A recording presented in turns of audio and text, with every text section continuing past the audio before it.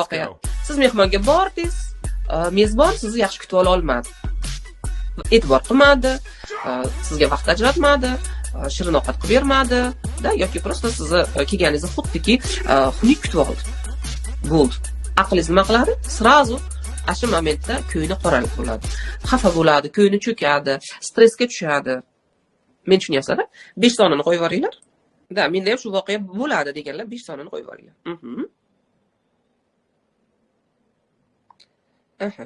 Hammada bo'ladimi?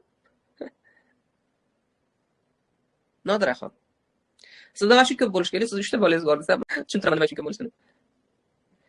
Nodiraxon gapni eshitilyaptimi? Plus qo'ydirmay iloji yo'q. Mana nerv tolalarimiz. Nerv tolalarimiz holi turgan holatda ko'p narsa sig'adi. Hatto bilim olish sig'adi, darsni tushunish sig'adi, darsni analiz qilishda